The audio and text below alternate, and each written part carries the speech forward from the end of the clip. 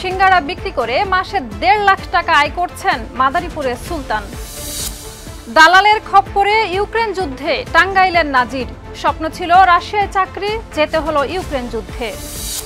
স্ত্রীর স্বীকৃতি পেতে স্বামীর বাড়িতে অনশনে বসেছেন ভোলার এক তরুণী।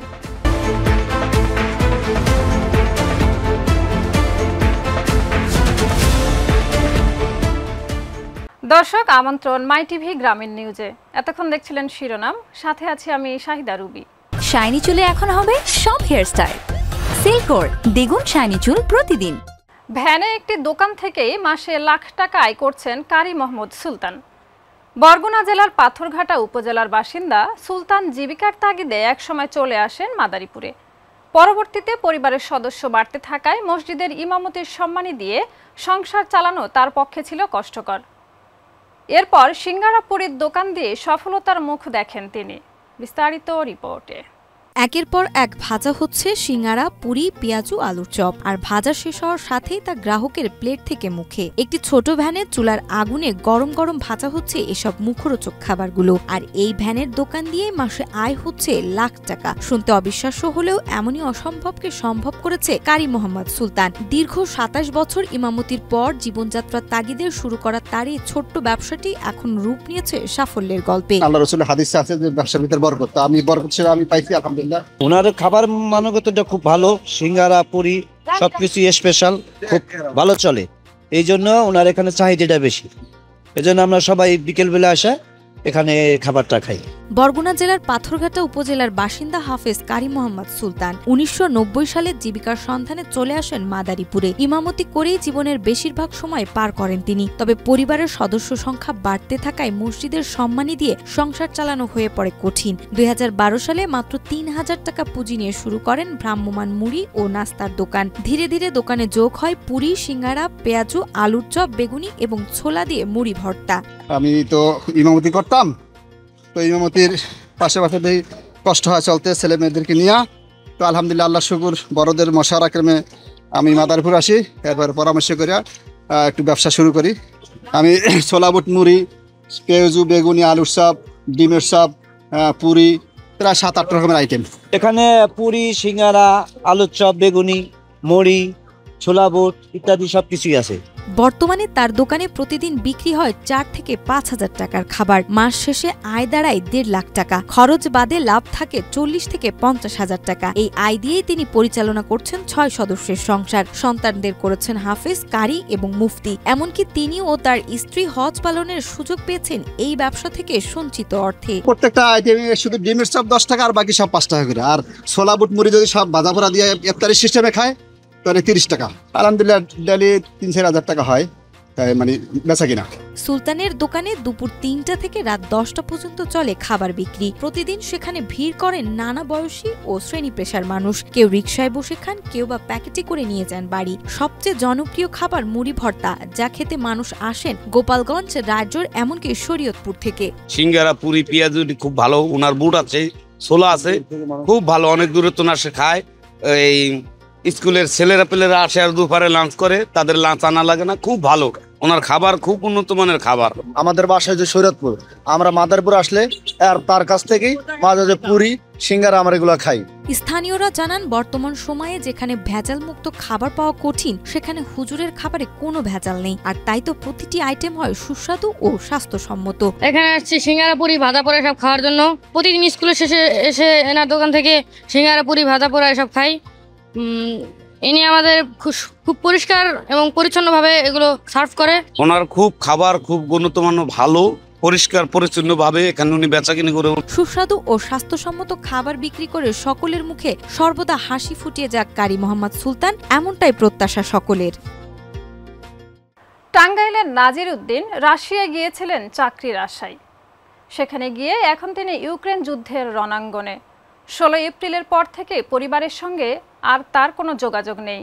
ছেলের খোঁজে অস্থির বাবা, স্বামীর অপেক্ষায় স্ত্রী ও শিশুকন্যা। স্বজনদের আহ্বান, নাজিরকে দ্রুত দেশে ফিরিয়ে আনার ব্যবস্থা করুক সরকার। বিস্তারিত রিপোর্টে। নাজির উদ্দিন বিদেশে চাকরির স্বপ্ন নিয়ে রাশিয়ায় গেলেও তাকে পাঠানো হয় ইউক্রেন যুদ্ধে। তারপর থেকেই নিখোঁজ সে। নাজির টাঙ্গাইলের ঘাটাইল উপজেলার কুরমুশি গ্রামের বাসিন্দা। বোম মারতে গিয়ে কানে শুনতে পান না নাজির। বারুদের প্রভাবে হাতেও সমস্যা হয় তার, এমনটাই দাবি তোলেন তার স্ত্রী। সর্বশেষ 16 এপ্রিলের পর থেকে আর পরিবারের সঙ্গে কোনো যোগাযোগ নেই নাজিরের। বোম ফুটাবার যায় সেটা একটা কানে শুনে নাও, একটা হাতে বারুজে রেখেছে, মানে একটা হাতেও সমস্যা হয়ে গেছে ওইখানে। তারপরে কিছুদিন থাকার পরে ওইখান থেকে আবার নিয়ে গেছে আরেক ক্যাম্পে। নাজির উদ্দিন অবসরপ্রাপ্ত শিক্ষক ফয়েজ উদ্দিনের একমাত্র সন্তান। এর আগেও তিনি ইরাকে চাকরি করেছিলেন 3 বছর। দেশে ফিরে ব্যবসা করলেও সফল হননি নাজির। এরপর রাজধানীর মিরপুরে এসপি গ্লোবাল নামে একটি জনশক্তি রপ্তানিকারক প্রতিষ্ঠানের সঙ্গে যোগাযোগ করে রাশিয়ায় চাকরির ব্যবস্থা করেন। প্রতিষ্ঠানটির মামুন নামের এক ব্যক্তি তার কাছ থেকে 12,20,000 টাকা নেয়। এত টাকা 12,20,000 টাকা ঋণ করে তারপরে দিচ্ছি আমরা গরিব মানুষ। সচ্ছল থাকলে তো আর যাইতো না, অভাবের জন্যই তো যাইছে, 2 টাকার জন্যই তো যাচ্ছে ওই জায়গায়। এসপি গ্লোবালের মাধ্যমে দালাল যে উনি কাজ করতো, এগুলোর মধ্যে আমি তাকে বিদেশে পাঠাই। গত 24 ডিসেম্বরের 15 তারিখে আমার ছেলে রাশিয়া যায়। গত 15 ডিসেম্বর রাশিয়ার উদ্দেশ্যে ঢাকা ত্যাগ করেন নাজির। দুবাই হয়ে পৌঁছান রাশিয়ায়। শুরুতে একটি ক্যাম্পে রাখা হলেও পরে বিমানযোগে অজ্ঞাত স্থানে নেওয়া হয় তাকে। সেখানে 14 দিনের সামরিক প্রশিক্ষণ শেষে পাঠানো হয় ইউক্রেন সীমান্তে। 16 এপ্রিল সকালে কান্নাজড়িত কণ্ঠে বাবাকে শেষবার ফোন করে জানান তাকে যুদ্ধে নিয়ে যাওয়া হচ্ছে। এরপর থেকেই নিখোঁজ সে। এয়ারপোর্টে নামার পর ওদের কাছ থেকে $1,000 নিয়ে গেছে, তারা নিয়ে একটা সিম দিছে।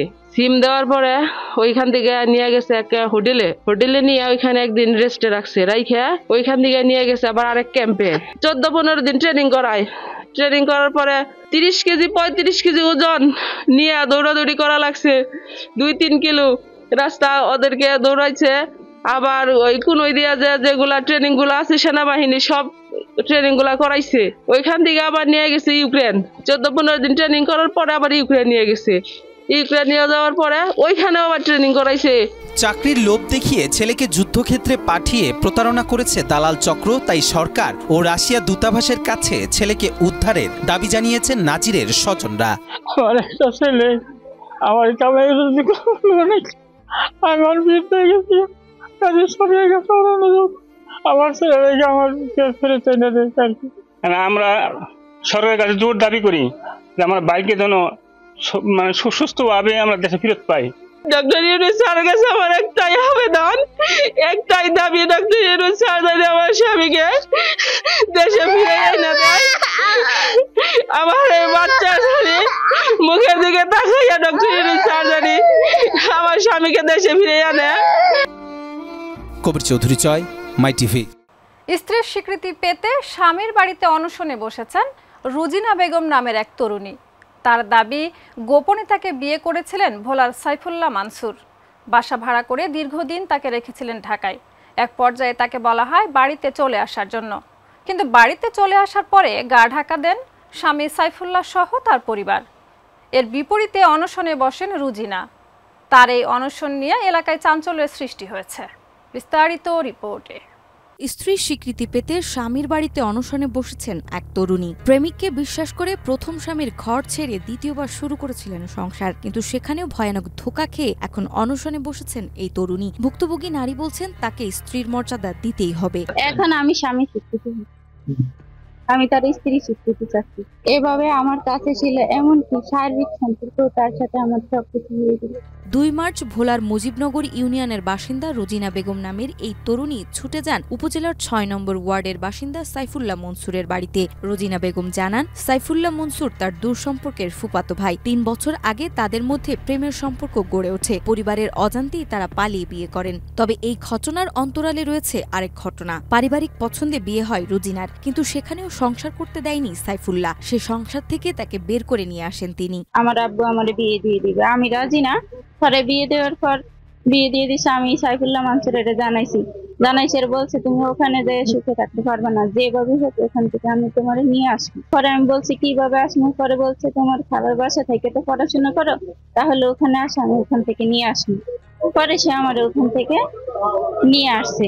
স্বামীর বাড়ি থেকে চলে আসার পর রোজিনাকে নিয়ে সাইফুল্লাহ ঢাকায় বাসা ভাড়া নিয়ে থাকতে শুরু করেন। রোজিনার দাবি, বিয়ের প্রমাণ হিসেবে সাইফুল্লাহ ভুয়া কাবিননামা দেখিয়েছিলেন বাড়ি মালিককে। তিনি আরও জানান, ঢাকায় থাকাকালীন সময় খরচ চালানোর জন্য বিকাশের মাধ্যমে অর্থ পাঠাতেন সাইফুল্লাহ। বলা নিয়ে গেছে, বলা যাওয়ার পর আমার বলতেছে এখন কি করবো, এখন আমার এখনো ঘরের কাজ করা হয় নাই, বাবা নাই, তারপরে ঘরের কাজটা একটু কমপ্লিট করি, তুমি কি তোমার এমন পরিচিত কোনো আত্মীয় স্বজন কেউ আছে যেখানে তোমার কিছুদিনের জন্য রাখতে পারবো? পরে আমি বলছি তাইলে আমাদের বিয়ে শাদী হয়েছে, আমাদের বিয়ে শাদী হয়ে গেছে।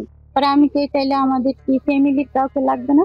বলছে না, কেউ ফ্যামিলি কাউকে লাগবে না, বিয়ে কাবিন সবকিছু হয়ে গেছে। পরে আমার আলাদা বাসা নিয়ে দিচ্ছে। পরে আমি 2 জন লোক নিয়ে রুম ভাড়া নিয়ে থাকি। সে মাঝে মধ্যে যাইতো, রুমের যাইতো, যায়া সন্ধ্যে যাইতো, রাত সকালে আসা করতো, আর সব খরচপাতি আমার বহন করতো। সম্প্রতি সাইফুল্লাহ তাকে ঢাকায় রেখে নিজ গ্রামে ফিরে আসেন। এরপর থেকেই যোগাযোগ বিচ্ছিন্ন হয়ে যায়। এক পর্যায়ে রোজিনা যোগাযোগ করতে সক্ষম হলে সাইফুল্লাহ তাকে চলে আসতে বলে, কিন্তু আসার পরে বাধে বিপত্তি। রোজিনার উপস্থিতি টের পেয়ে তাকে মেনে নিতে অস্বীকৃতি জানায় সাইফুল্লাহ ও তার পরিবার। বাধ্য হয়ে স্ত্রীর স্বীকৃতির দাবিতে স্বামীর বাড়িতেই অবস্থান নেন রোজিনা। এখন বলছে যে তুমি আমাদের বাসায় এসে পড়ো। পরে আমি এসে পড়ছি। এখন আটকে আসছি, আর তার আম্মা দরজা খুলছে, খোলার পরে আমাদের ঘরের ভিতরে জায়গা দিতেছে না। অনশনের ঘটনার খবর ছড়িয়ে পড়লে এলাকাবাসীর মাঝে চাঞ্চল্যের সৃষ্টি হয়। অনশনরত তরুণীকে এক নজর দেখতে ভিড় জমান স্থানীয়রা। তবে ঘটনার পরপরই সাইফুল্লাহ ও তার পরিবারের অধিকাংশ সদস্যরাই বাড়ি ছেড়ে গা ঢাকা দেন। তবে 2-1 যারা রয়েছেন তারা বলছেন, স্ত্রী হলে দিতে হবে বৈধতার প্রমাণ। সাথে বিয়ে হয়েছে, আসা যাওয়া করছে, কবে আসা যাওয়া করছে, কুরবান থাকে, বাস্তব যদি সত্য হয়ে থাকে তো ঠিকই ঘরে উড়ে, আর যদি বাস্তব না জরিমানা করবো কে? এটা কি? পরিবার ও আইনি সহযোগিতার মাধ্যমে এই চাঞ্চল্যকর ঘটনার সুষ্ঠু সমাধান হোক, এমনটাই প্রত্যাশা সকলের। দর্শক, এই ছিল আজকের মাই টিভি গ্রামীণ নিউজ। গ্রামের আলোচিত সব খবর দেখতে চোখ রাখুন মাই টিভি গ্রামীণ নিউজে। ধন্যবাদ এতক্ষণ সাথে থাকার জন্য।